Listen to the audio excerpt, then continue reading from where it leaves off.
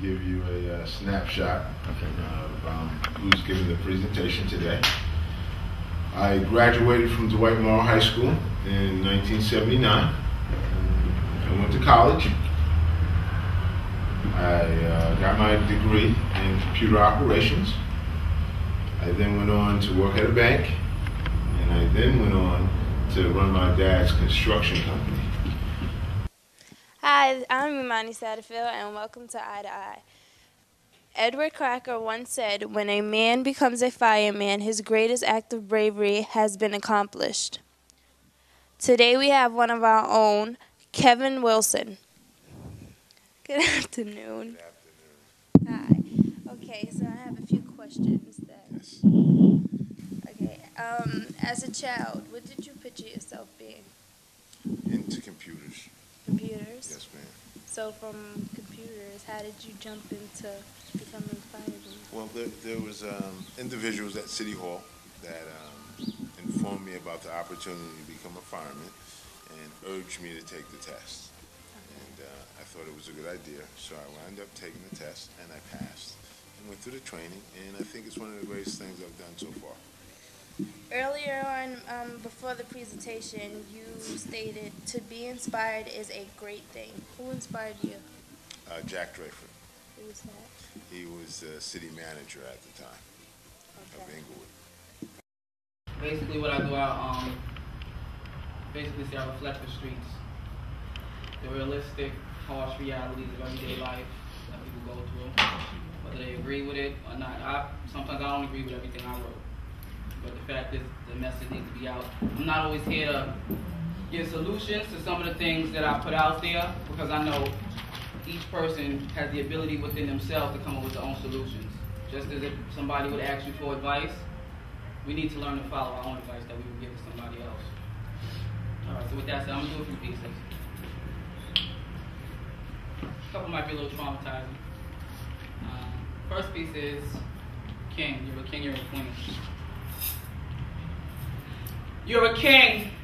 Don't believe what they show you on television, that you're destined to be stuck in a project selling drugs, busting gats, dead or in prison. That you're going to have children that you don't take care of. Or you're going to be that man that everybody clutching their purse by on the train because they scared of. That you're not intelligent enough to be an A student. Or you're going to be that addict on the corner, gnawing, swaying, and drooling. You got dreams, you got goals, you got ambition, you got drive. And as long as you believe in yourself with no doubt in your mind, you're going to thrive. You're going to be a businessman, an entrepreneur. And only when your aim is towards the stars will you be a straight shooter. The only time you be in prison is when you're doing the lecture to encourage all inmates on release date they got the power to do better. Because you can only be as great as you tell yourself you are. You ain't got to be a drug dealer, rapper to have nice jewels, clothes, and cars. And don't believe none of these songs by your favorite rappers. They're misguided liars. They just a bunch of radio actors. Most teach you to do things that's only going to hurt you in the long run. And don't ever disrespect no female, because remember, you came through one. And if you see your friends are about to do something unintelligent, make a U-turn. Don't stick around, because that will show that you're a leader and not a follower, and deserve to wear the king's crown.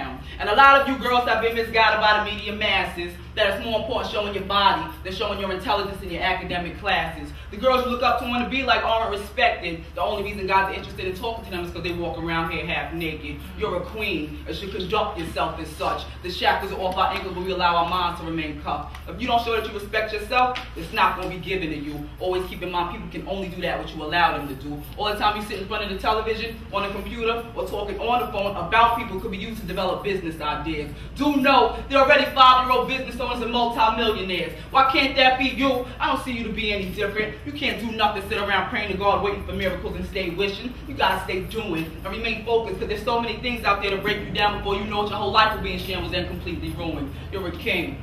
You're a queen. Don't ever let nobody make you feel like you're stupid. But it's more than just saying that you are. It's about showing it and proving Connie Satterfield, welcome to Eye to Eye. Today we have with us Cassell Lee. She just performed for us some of her poems. That's what you would call them, right? And in my opinion, they were wonderful. What inspired you? Or who?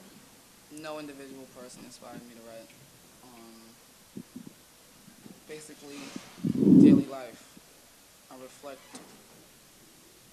basically, like I said, from the streets reflection. So, as I travel, I'm an observer. So if you're one who observes, you can pick up different scenarios and situations and be able to incorporate it into something that you can share with everybody else, that they can get something from.